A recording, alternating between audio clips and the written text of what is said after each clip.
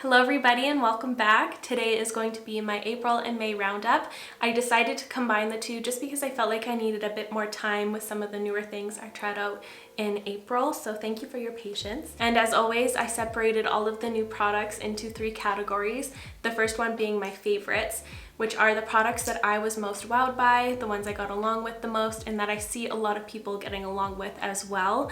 Then we'll move on to the likes, which are the products that performed nicely. The formulas are good. I just feel like they're not as unique or special, or I have a few things I am hesitant about. And then we'll move on to my disappointments, or the products I just found unremarkable. So that's the gist of today's video. So before we get into it, I'd love for you to subscribe if you haven't already. And let's get started. So in today's video, I did decide to skip over including the foundations just because I did a foundation roundup already and I didn't want it to be too redundant. But if you want my opinions on most of the new complexion products that came out this year, I would highly recommend checking that video out. I swatched them all against my skin so you can see how they lay, and I also told you my personal experience with them, and I also gave you the facts of each one. I went deep into detail with that one, so you can check that out. I'll link it down below as well as in the cards up here. But let's start with these things. So one of the products that wowed me the most over the last couple months was the e.l.f. Cosmetics powder. It's broken, yes, I dropped it, but this powder has really made a difference. If you like the Charlotte Tilbury Airbrush Flawless powder, I think you'd really enjoy this one. It gives me that with a little bit of the Kosas Cloud Set and a little bit of the LYS Triple Fix. It kind of just combines some of my favorite things from those powders. It's very blurring, it adds a little veil of tint, so it just smooths out your skin. It just makes it look super flawless, and this is incredibly beautiful under the eyes as well as all over the face. So I like to have one powder that does it all. Usually I'll go in with the Pat McGrath under eye powder with something else on the rest of my face, but I just like how it's just one easy peasy powder. I've been talking about this so much, and I'm sure you guys already know my thoughts on that one, but it's stunning. Another drugstore product that really wowed me were the Burt's Bees, the Luminizer. So I like to mix these two together. I think there's a shade in between these two. I know there's a total of 3, but I have the shades Starlight and Golden Hour. I mix them and it creates the perfect highlighting color for me. But this is a stunning formula. It's very easy to work with, and it's non-glittery. It just looks like a really natural sheen. It almost looks glossy, but it doesn't feel tacky or glossy at all. It sets down eventually once you're done blending it out, but it doesn't like set up on you when you're blending it out. It takes a little bit of time. You have that work time, so you don't need to rush it. In a way, it does kind of remind me of the Melt liquid highlighters, the sex foils, but it's not as slippery feeling or emollient feeling.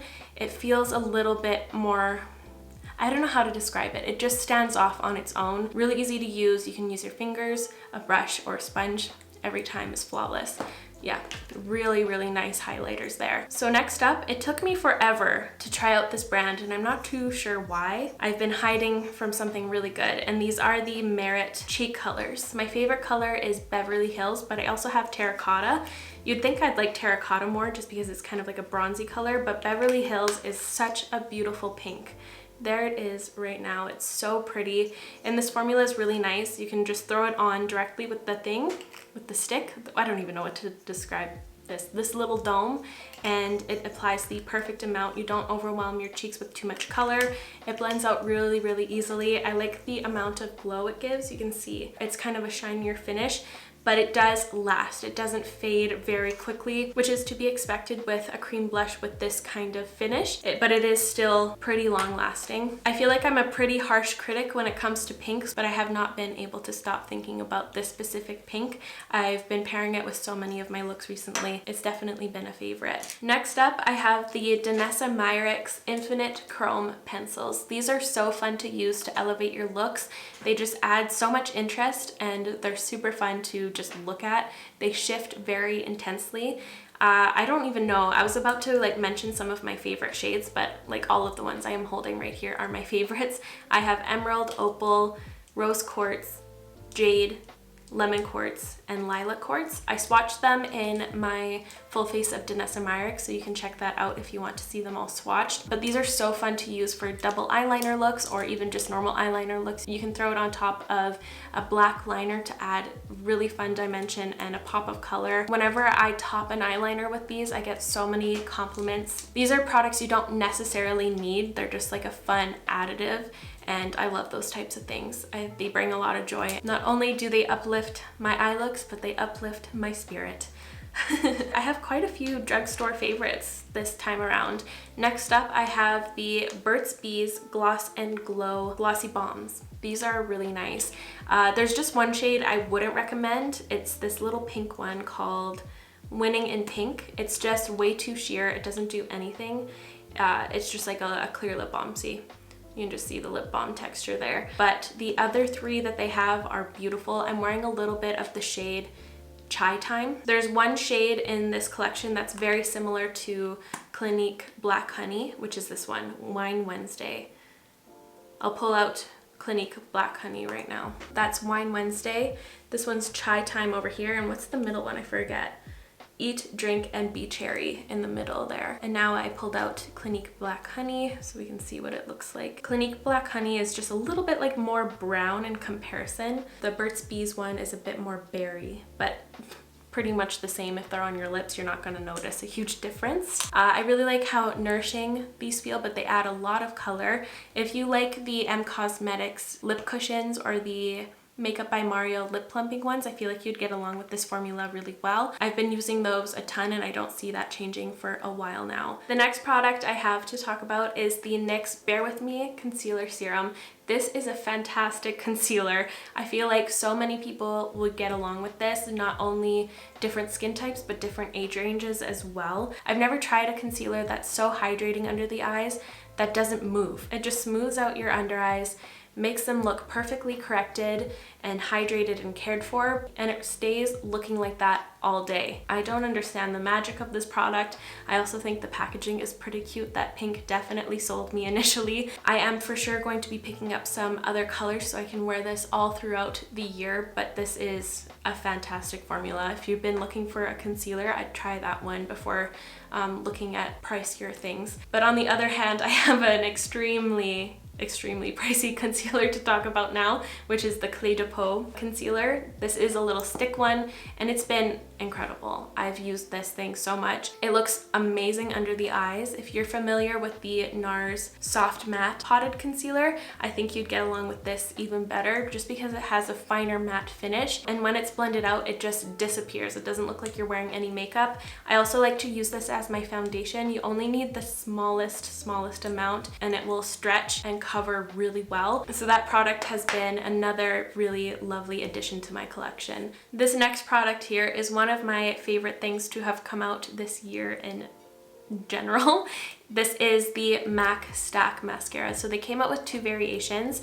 They came out with a micro wand and a mega wand. I actually prefer the mega wand, which is surprising. Initially I thought I'd get along better with the micro wand just because I like to have that precision when applying mascara, but this one actually gets the job done very quickly. It just applies it in seconds. It's awesome. So this is the micro and mega. They're the same shape, just one's a little bit shrimpier. But this mascara does it all. It's very adjustable. So if you want an everyday look, you can just apply one layer and you'll have really nice separated, fluffy, lengthened, volumized lashes, or you can really build it up to almost a false lash effect. I've never had a mascara that you can build and build and build without it getting clumpy or unflattering looking.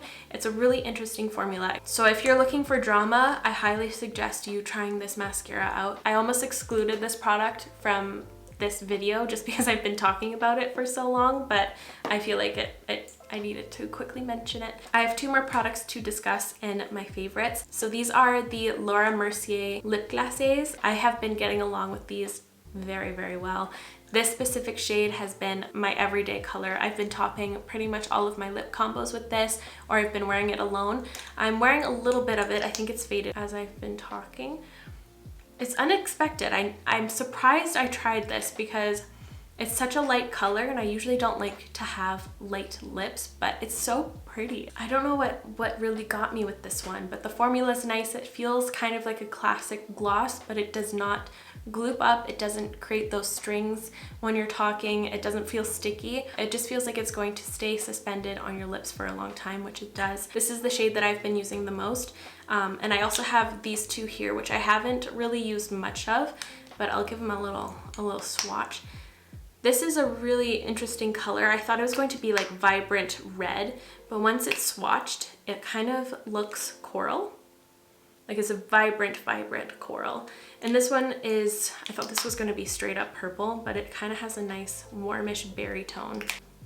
See, it's different. That one is Berry Bliss, and the coral one is à la fraise. This shade Rosé really snuck up on me and became one of my favorites very, very quickly. And the last product I wanted to talk about quickly is the Merit Tinted Lip Oils. It took me so long to try these as well. I know everybody loves them, but I didn't think that they were going to be that special compared to other glosses and things that I've tried already, but they are. They add such a silky look to your lips. It's different. I don't know how to even describe it. It's like thick but thin at the same time. The colors are really pretty and they deposit the perfect amount. Like it's such a cute little tint without being overwhelming or streaky. I so far have these two shades. This one here is Au Naturel and the other one is Marrakesh. Very cute. They have like a nice sheen. They're just beautiful in every which way, and I don't know what else to say other than they're pretty. So now let's move on to my light category, and I'm going to kick it off with the foundation I'm wearing today, which is the e.l.f. Camo CC Cream. I'm wearing these two shades mixed, Fair 120 and Light 280.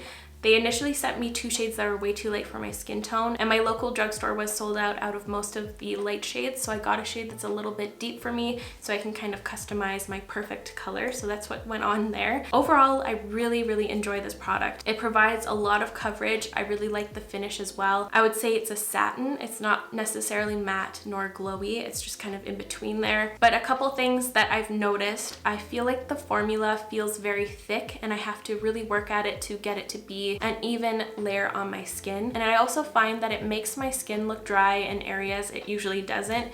Like around my jaw here is one of the biggest areas I find it makes my skin look dry. It almost looks like it settles into my pores there for some reason. So whenever I've been reaching for this, I have to make the mental note to add a more hydrating and nourishing base for this to go on top of. That's the two things that are keeping me away from using this product more. But other things I like about it is that it feels very comfortable. Like when I'm wearing it, it doesn't feel like I'm wearing a mask, nor am I aware that I'm wearing makeup. It's very comfortable for the amount of coverage and for the thickness of its texture. And I do really like the fact that it has SPF 30. I think that's a fun addition. Next up is the Dior Backstage Concealer. I get along really well with this concealer. It's the one I'm wearing under my eyes today. I just have found that it feels like a lot of other concealers I've tried in the past. One that comes to mind is the LYS Triple Fix Concealer, or like the Milk Makeup Flex Concealer. It just reminds me a lot of other ones I've tried in the past. But then again, I do get along really well with all of the concealers I just mentioned. It's not the most unique to me, therefore I haven't been reaching for it as much as say the NYX Bear With Me or the Clé de Peau one. Those two would come ahead of this one for sure. But other things I like about this product is that it does have a good amount of coverage. I feel like it corrects my under eyes really nicely, and it also keeps my under eyes looking healthy and hydrated. It doesn't accentuate any of my texture under there. I feel like it does have a little bit of light diffusing properties. I really enjoy the packaging, the looks of it, and I like how it has a little brush applicator. It's a little bit different. It's kind of a fun experience to paint it under your eyes. Overall, really good formula. I get along with it. It's just not the most special or unique to me. But yes, I will continue to use this. It's been in my concealer rotation and it does have a place in there, that's for sure. So now let's move on to a different powder. This is the one I'm wearing all over my skin today. It's the Wet n Wild Bare Focus Clarifying Finishing Powder. Now, if this came into my life a different month than the e.l.f. one here, I think I would have liked this a lot more, but the e.l.f. one is so amazing. So this one lost its shine, I guess. It still performs really nicely. It takes away all of the shine. It's going to mattify your skin, blur your skin. This one performs nicely under the eyes as well as the face. I think this is a really good option as well, but I do prefer the e.l.f. one if we're comparing the two. I'm now going to be talking about the Laura Mercier Tinted Moisturizer Blushes. So I quickly swatched the shades that are in front of me. So we have Southbound, Coastline, La Piscine, Corsica, and Provence right there. I'm wearing a little bit of this shade today. I topped it with the Patrick Ta Cool Toned Blush just because I needed more pink, because I added this cool pink in my crease in the inner part. But anyways, these blushes are nice. They're kind of like a classic cream blush. If you are familiar with the Glossier Cloud Paints, this is a very similar formula, just in different colors. They apply really easily, but then they dry down. They almost feel like they're water-based. They may be. I don't know. I don't have the ingredients on the back here. But yeah, they set down and they don't budge. They are very long lasting. They're just in this category here just because I haven't like fallen in love with them. Like I constantly forget about them for some reason, and I think that's just due to the fact that I feel like I've tried these before, just through like the Cloud Paints and the Quo Beauty liquid blushes and other liquid blushes. It's kind of like same, just different shades. I did have one experience that went a little sideways with one of these. It was a shade that had some pearlescence in it, and it was almost like it was allergic to me. It would just roll off my skin. It wouldn't even blend. It would just bye-bye, sweep away. It was really odd. I don't know if that was due to whatever I was wearing underneath or what, but that hasn't happened with any of these shades that I just mentioned. These ones just diffuse really nicely and they stay put. So the last product in this section is the Undone Beauty Curator Eye Quad in the shade Herd of Paradise 5520. So this is a very different eyeshadow texture. I've never tried anything like it from the drugstore or just in general. It almost feels like you're swatching sidewalk chalk, like it's very dry, but then it applies like a hydrated eyeshadow would. It's kind of confusing. There's that shade right there.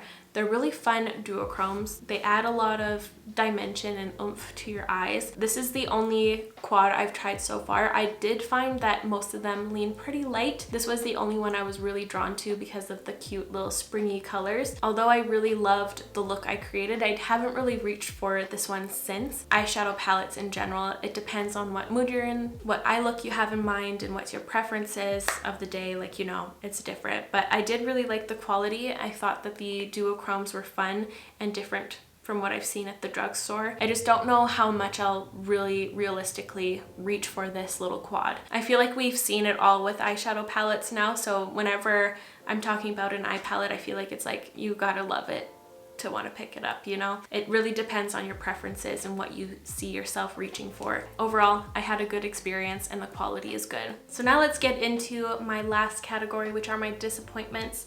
And well, actually today they're just disappointments. No unremarkable products here. So I did end up returning 2 products from my VIB sale haul. I returned the Natasha Denona Pastel palette. I just did not get along with it in the slightest. It just did not meet my standards. I felt like it was just really hard to work with all the way around. I feel like my camera is really crooked, kind of fixed. I knew going into it that it wasn't going to have like a vibrant payoff because it is pastels. Like, I get that. They were really patchy. They just looked off and I couldn't get them to work in the slightest. And that palette was way too expensive for me to just throw into my drawer and forget about and never touch and just let rot.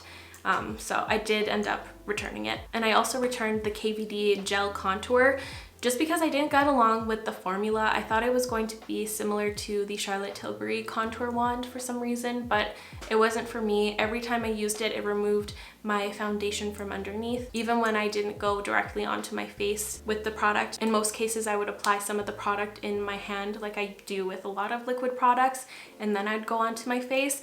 Even then, it would just remove everything there for some reason, and the color itself was way too pink for me. It didn't look like a contour or bronzer shade for me. It just looked completely off, so I needed to return that. And I was thinking about exchanging it for a darker shade just to see, but I have other things I prefer over it anyways. And now for the things I have here physically. This one kind of hurt. I wanted to love this, but this is the Lani Cheek Kiss Cream Blush in the shade Nude Kiss. The formula feels very promising. It feels like a nice balmier cream blush, and you can feel it set down. It doesn't like turn powdery, but it does feel set, and it remains looking a little bit glowy, but not too balmy glow.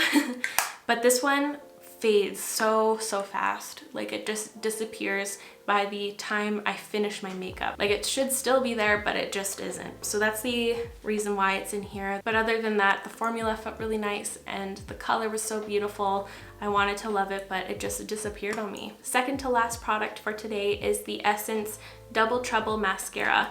Now I had high hopes because I get along with a lot of the Essence mascaras, and I was excited to have this dual-ended wand one.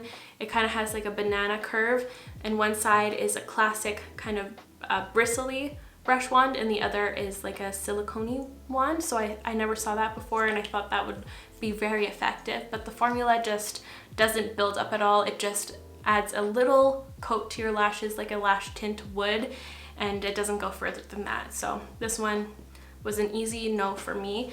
Same with the Annabelle Sky Limit Mascara, which is the last product in today's video. I wanted to love this one as well. It has a really nice wand. It's very thin and good for precision, but the formula felt kind of already dry or too flaky or something, and it didn't do much for my lashes, and that's all I gotta say. And there we have it. There is my April and May roundup for you guys. I really hope you enjoyed it and found it helpful. If you did, please give this video a like. It would help me out so very much.